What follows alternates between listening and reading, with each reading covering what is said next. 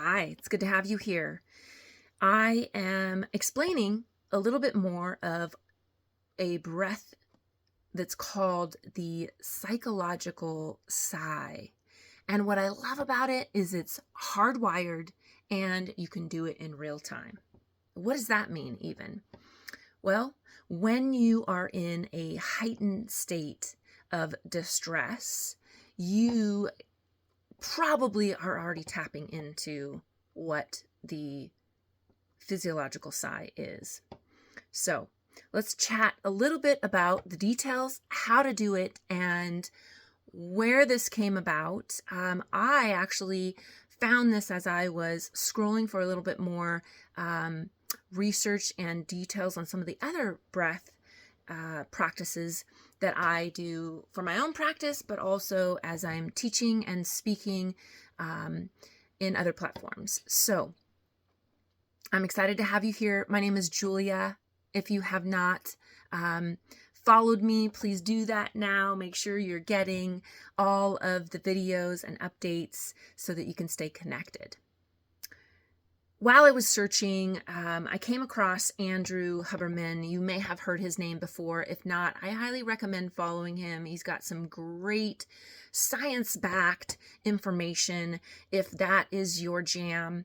And one of the videos that I came across explains this in even more detail. And the title of that is Neuroscientists, You Will Never Feel Stressed Again.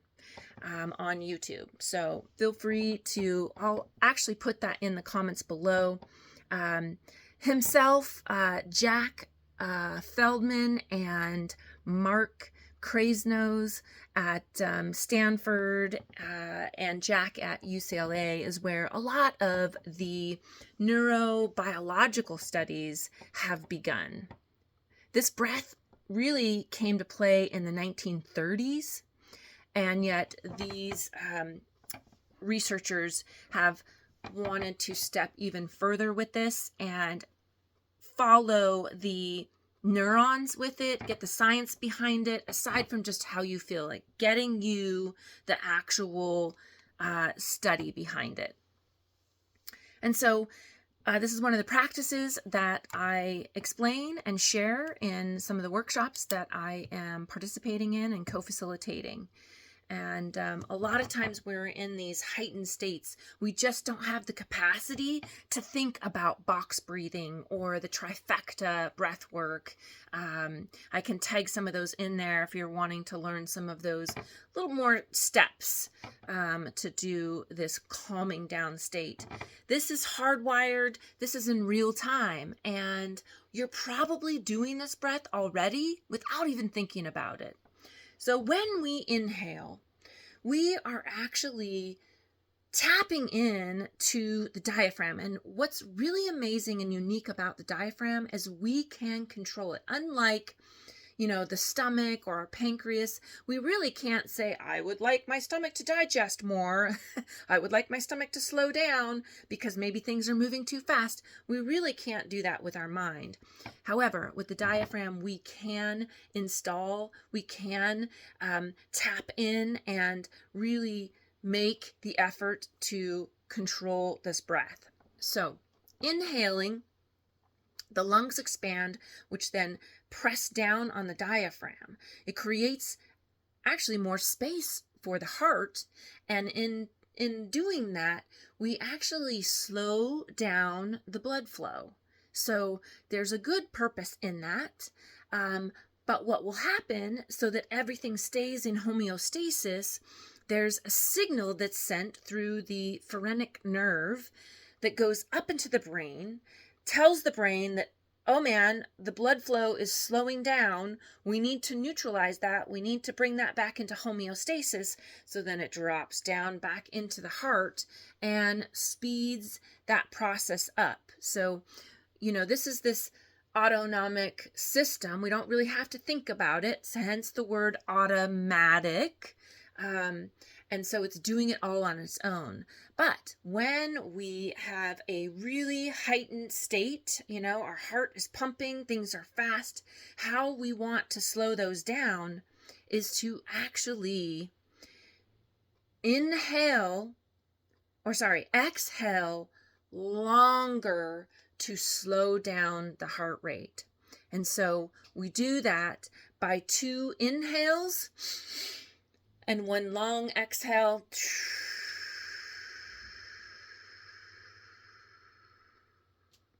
And just by doing that one breath, I already feel more grounded in my body. You can tell in my voice, it's changed. It's almost like smoother and calmer and slower.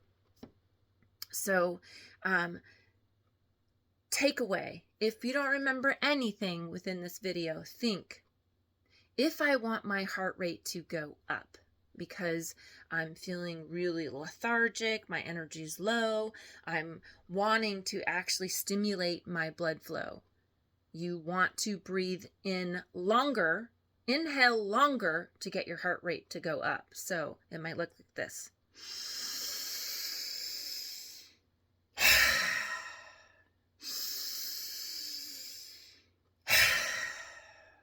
Longer inhale, faster exhale. Okay, if I'm wanting to bring my heart rate down, then I want a longer exhale. Breathe in, exhale out. Now, the unique thing about breathing in twice, 2 inhales, even if you're sneaking a little inhale at the end, and that long exhale, is we are doing something with our lungs. We are creating this unique way of tapping in to inflating our alveoli, which are the small sacs within our lungs. Side fact, fun fact, if you were to take your lung sacs and you spread them out, they are as large as a tennis court. Could you imagine? It's crazy to think about something so big in our system. But when we are breathing, we are making space for these things and allowing for them to pump, to massage from the inside out. So when we take that 2 breaths, we are activating those alveoli and we are re-inflating those small sacs, which allows the body more efficiently to rid of carbon dioxide. I'll talk a little bit more of why that even happens in the body, and allows for the bloodstream to come back to that homeostasis and get rid of the toxins. Okay, so that's the unique thing about the physiological SIGH. There's still a lot of studies around this. However, it's very clear within those labs and the studies that they've done that it is the fastest pathway to reducing the stress response and the emotional connections that create the anxiety and stress. When we're stressed, what we do is we collapse those sacs, and then that increases carbon dioxide, which allows us to, get into these heightened states of angst because we're not getting enough oxygen to the brain. And so we are wanting to eliminate the carbon dioxide in our bodies, and this is the fastest way to relieve stress in the body and rid it. So try it with me right now. Breathe in and exhale out.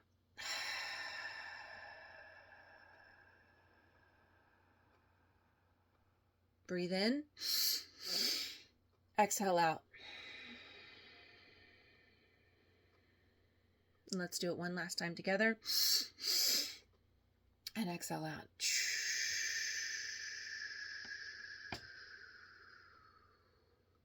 And there you go. A less heightened, hardwired way to walk throughout your day. Thanks for sticking with me and on this journey. Blessings to you. See you next time.